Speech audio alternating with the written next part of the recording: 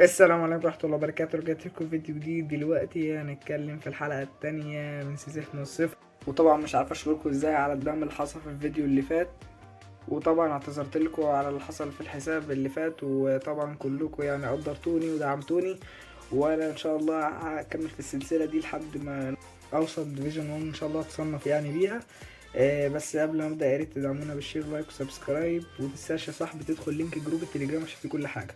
دلوقتي انا ندخل على الميشن ونستلم الهدايا. طبعا انا حاولت اشتري كل الحاجات اللي عملناها في الفيديو اللي فات على قد ما اقدر. الحمد لله ربنا كرمنا وعملت صغيره تاني مثلا رودري، الحمد لله. يعني كده استلمنا كل حاجه، بقى معانا 50 كوين. نروح على البوكس لا ناخد هنا الاول 100 كوين، بعد كده نرجع نروح على البوكس ونستلم الهدايا. بقى معانا 200 كوين و510 ألف جي بي.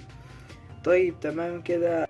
أول حاجة طبعا هندخل على الباكجات ونشوف طبعا الباكجات اللي عندنا، ونجيب لاعب 5 نجوم بعود الترشيح.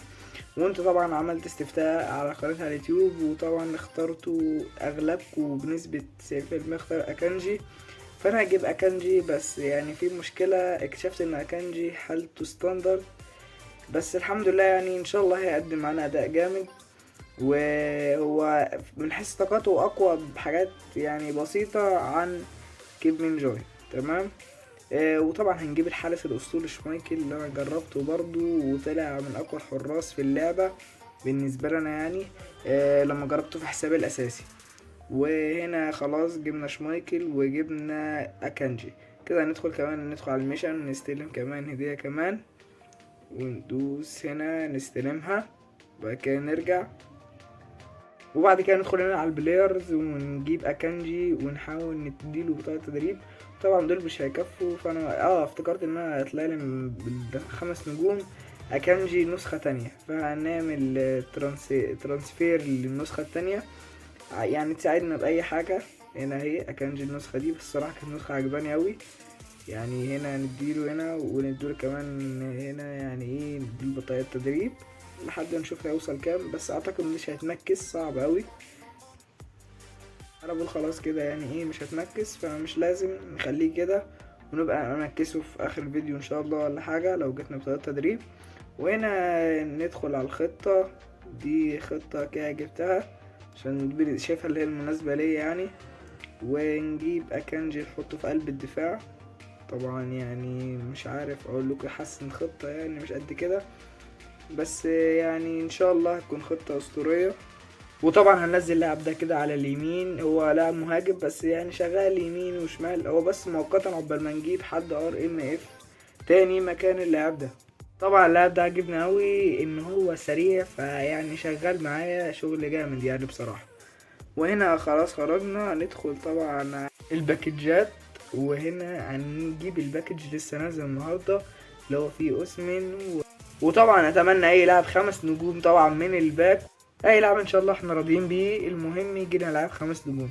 وهنا نقول بسم الله ونشوف اللاعب اللي هيجينا اي لاعب هيجينا 5 نجوم هيفيدنا كتير جدا جدا في الحساب ده. وهنا الجولة دوري ايطالي 5 نجوم، الحمد لله ان هو 5 نجوم، وده شيء اسطوري. مين لويس البرتو. طيب ماشي، هو مش وحش ولا حلو، هو بساطته جامدة جدا يعني، بس تمام الحمد لله ان هو جانا لاعب 5 نجوم. بعد كده مش عارف افتح بموكوين ولا لا. انا بقول يا جدعان ولا خلاص نخلي الميكوين معانا.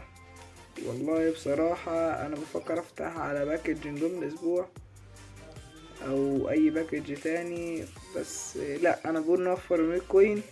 وانتوا اقترحوا عليا في الكومنتات تقولوا لي اعمل ايه بالميكوين، وما تنسوش يا جدعان تقولوا لي اجيب مين من اللعيبه البيزك بالجي بي. وفي منكم ناس قالوا لي هاك كانسيلو ومودريتش، وانا بصراحه اشتريتهم فعجبوني. كده خلاص رجعت في كلامي، يعني بقول نوفر 100 كوين احسن. وانا ندخل على الخطه كده يعني الخطه بقت يعني شغاله بصراحه. كانسيلو نفعني اكتر من مودريتش بصراحه، مش قوي مودريتش، بس تمام. هنجيب لويس البرتو مكان مودريتش، نحطه هنا على الاول بره، نطلع اللاعب ده وبعد كده نجيبه مكان مودريتش. نحاول نديله معناش طاقة تدريب. طيب تمام. نرجع هنا كده ندوس باك، وهنا خدنا اي حاجة ندخل انيميشن، ناخد هدايا من ميشن. طبعا خدنا بطاقة تدريب 4000 كمان، يعني مش قد كده بس تمام. وهنا بقى ندخل على الماي تيم وندخل على البلايرز ونشوف اللعيبة اللي عندنا مش متطورة. عندنا اكانجي، يا لا نسيت لويس البرتو. دلوقتي ندخل على اكانجي ونديله التدريب اللي احنا اداهوله، نحاول يعني لا نرسبها احسن. وهنا اديها لويس البرتو وخلاص بس تمام ماشي. نديها لويس البرتو ونطور لويس البرتو التطويرات اللي احنا جبناها دي. يعني بقى 86 مش وحشة، بساطه يعني في الليفل ده جامدة اوي. 88 88 دي حاجة جامدة يعني او في الاستامنا يعني بس تمام. هندخل هنا على اكانجي نديله التدريب، نطوره بالتدريب اللي احنا اديناهوله من شوية. يعني طاقته في الدفاع حلوة يعني متوسطة من الاخر. طيب تمام كده. نألف اللعيبة اللي عندنا شوية وتشوفوهم. شوفوا اللعيبة اللي عندنا، يعني عندنا ايكاردي وعندنا لعيبة يعني كده متوسط، لعيبة مش قد كده بس تمام عادي. يعني نقضي بقى الحل دلوقتي بقى كده، نرجع ورا وبعد كده نيجي داخلين على الماتش وندخل على الاي فوتبول ليج. انا طبعا لعبت لحد وصلت الديفيجن من 7 يعني لوحدي كده. ودي الخطة اللي هنلعب بيها. الخطة دي يعتبر شغالة بس تمام يعني.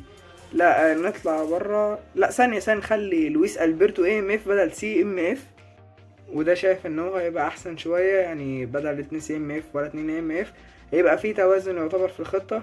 ونيجي داخلين كده على اول ماتش ونشوف هيجيلنا لاعب عامل ازاي. يا رب ان شاء الله كده هيجيلنا لاعب 3 من شرط. الحمد لله جانا 3 شرط ديفيجن 7 بس اقوى مننا. ويا رب الماتش يكون سلس وسهل معانا كده، يعني يا رب كده يكون ماتش جامد. حالة المهاجم اللي قلت عليه ده وحشة كده. ممكن ننزل انسو فاتي وننزله هنا مكان المهاجم ده ونعكسه مكان جابرييل مارتينيلي. كده خطة اعتقد تكون كده حلوة مظبوطة شوية كده. ممكن ما ننزلش حد تاني. يدخل بقى نشوف خطة الخصم. يا الله انا هكسب دي. يا الله مش عارف اقول ايه، والله مش عارف اقول ايه. اجمد كده ولا مش لا بص ما تعيطش، مش عايزك كده ها. اجمد، لسه اللي جاي جامد.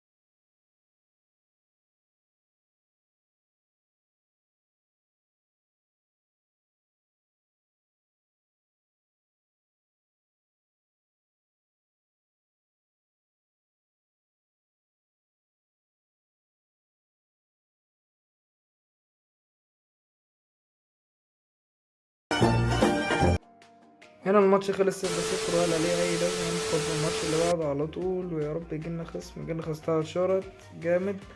يا رب في اللحظة تظهر الخطة الأولانية. بس الأولاني ما كانش بيعرف يلعب قوي. تعادلنا أنا وهو 0-0.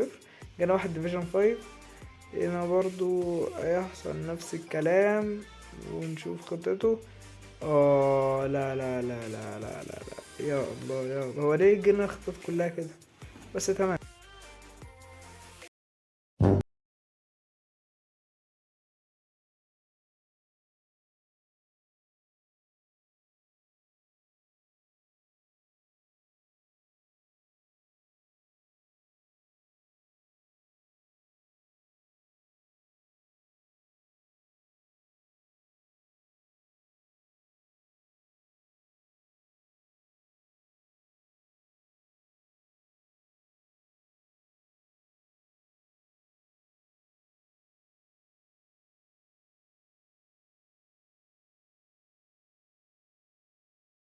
بقى على الماتش اللي بعده في الديفيجن ويا رب يجيلنا خصم عدل.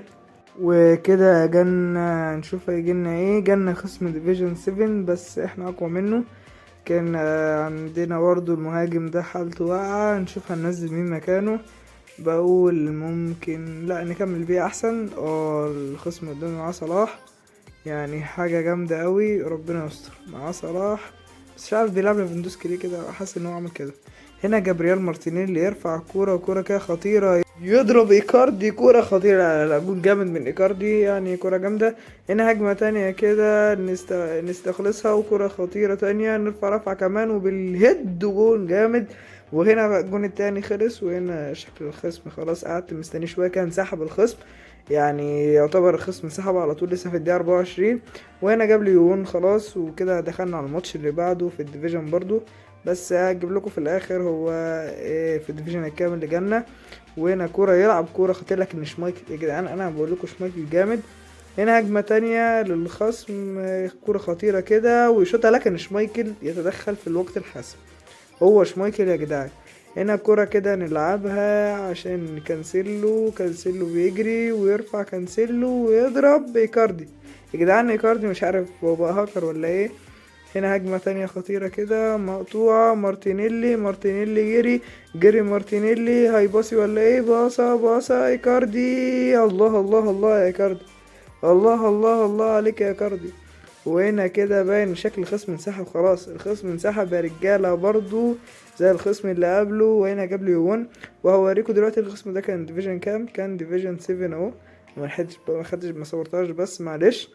هنا ندخل على الماتش اللي بعده، يا رب جالنا خصم 3 شرط، ويا رب يجيلنا خصم حلو كده.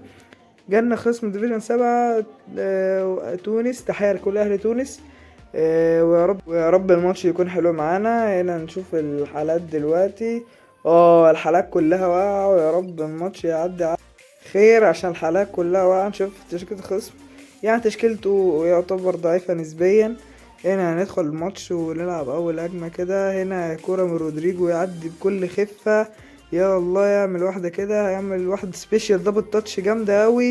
يا جدعان لاحظت حاجة، ان كانسيلو النسخة البيزك دي في عندها السبيشال دبل تاتش عكس كل النسخ القديمة، يعني ما كل النسخ اللي انا لعبتها بكانسيلو ما عندوش السبيشال دبل تاتش. وهنا هجمة انفراد خلاص كده، يعني خطيرة اوي جابرييل مارتينيلي، طبعا جون 100% يعني، طبعا جون. يا جدعان لاحظت ان انا جابرييل مارتينيلي بلعب بيه حاسس انه جامد اوي في الهجوم، مع انه يعني مش مركزه، بس يلا. هنا هجمة تانية جابرييل مارتينيلي ينفرد احطها جون طبعا في اليمين، وارتو جوستوري كده جامد. وهنا الخصم مش عايز ينسحب ليه زي الخصوم اللي قبله. هنا هجمة تانية كده، يعني رودريجو فهم حاجة يعمل دبل تاتش التانية، ليه انا هي طولت مني عملت 2 دبل تاتش ورا بعض، المفروض اعمل واحدة بس. هنا هجمة تانية خطيرة كده، يلا يجري ولا ايه، هنا يجري ويباصي، جميلة جابرييل مارتينيلي يرفع كورة، لكن رودريجو يطلعها برا. هنا كرة انسو فاتي يجري باصي هنا هيباصي ولا ايه، عدى باصة شاط الفيلج وجون رودريجو يا جدعان. هنا الخصم كمان باين كده انسحب، هنا الخصم برضه انسحب، يعني 3 ماتشات ورا بعض انسحب وكده، يعني الحمد لله جاب لي برضه يوون. وكده هنصعد للديفيجن 6 رسميا، هندوس سكيب، وكده خدنا الهدايا. ونلعب ده اخر ماتش هنلعبه في الحلقة ان شاء الله، ويا رب يجيلنا خصم حلو، يعني خصم يكون الدنيا ماشية معانا فيه. وجالنا خصم شرطتين، يا رب يكون الحالات حلوة. جالنا ديفيجن 6 اسمه حسين، يلا يا حسين بقى عايزين نظبط الدنيا دلوقتي. وجالنا نشوف الحالات، برضه المهاجم ده بقاله فترة حالته وحشة اوي واقعة، عايزين ننزل حد تاني مكانه. هننزل مين مش عارف بصراحة، ممكن ننزل هنا رفان بحاجة، مع انه عنده سوبر صب بس نزل في اول ماتش وخلاص. وتشكيلة الخصم عدو ندوني جواو فيليكس ومع نيمار، ربنا يستر على الماتش ده عشان الخصم جامد اوي يعني. وهنا ندخل الماتش، وعندك هنا اللاعب كورة رودري يلعب الكورة، قلت اجرب جيتش السنتر ومشي معانا ايكاردي جون ولا ايه، جون يا جدعان ايكاردي مش عارف هو ماله ظابط معايا كده ليه. هنا كرة تانية خطيرة، هجمة خطيرة يا ولد كرة، لكن هجمة الحارس تدخل في وقت الحاسم. وهنا كرة لويس البرتو يلعب الكرة اكانجي، لا مقطوعة من الدرب. وهنا يا جدعان هجمة تانية ناخدها، ايكاردي يجري باصة، رودريجو فهم حاجة في القائم التاني جون، الحمد لله انا مش ناقص سكريبت. وهنا ضربة ركنية تانية نلعبها، ويضرب اكانجي برضو، لكن هنا عنده سومر يتألق. هنا كرة خطيرة نيمار، لكن كانسيلو جامد يا جدعان، اللي اقترح لي كانسيلو ده احب اشكره جدا يعني. وهنا الخصم جاب جون، يا جدعان اقترحوا لي لعيبة بيزك اشتريها بالجي بي، واقترحوا لي الاسلوب اللعب اللي العب بيه حساب من الصفر. وهنا واحدة برودريجو لكن ما جاتش معانا، الحارس دخل. وانا خلاص خلصنا الديفيجن 6 خلاص، يعتبر خلصنا في اول ماتش. ونستلم الهدايا. ويا ريت يا جدعان لو عجبتكم تعملوا دعم تاني، عشان مش عارف. بشكركم بصراحه يعني على الدعم على الفيديو اللي فات. بس واقترحوا لي اعمل ايه بميكوين، احوشها ولا افتح على الباكج ده. وهنا هندي تدريب لاكانجي، يعني نديله شويه لحد ما نمكسه، لا نخليها 4000. وهنا هيبقى نديله طاقتين كمان. بقى كده اللاعب ماكس خلاص معانا. وكده خد ندي شويه كمان لشمايكل، نديله 10,000. والباقي يعني هو لسه 13 من 21، لسه بدري يعني، بس نديله اي تطوير وخلاص كده عقبال ما يوصل معانا. كده هيوصل معانا ريت 88 تمام، يبقى في التشكيلة 89 يعتبر، عشان لسه عايزين نظبط التناغم. يا جدعان اقترحوا لي اسلوب لعب. وهنا هطور اكانجي واديله حاجته كده، يعني هيوصل معانا ليفل 95 وطاقته جبارة جدا يا جدعان. عنده الاجريشن 97، ده شيء جبار، وهو يعني حاجة جامدة اوي يا جدعان. هندوس هنا باك ونرجع ورا. ويا جدعان يعني نستلم الهدية الوحيدة اللي في المشن الأخيرة كده، ودي اخر هدية نستلمها في الحلقة. ويا جدعان احب اشكركم جدا يعني على الدعم. وياريت الفيديو عجبكم، وياريت متنساش لو عجبك تعمل لايك، تعمل سبسكرايب وتفعل الجرس عشان يوصلك كل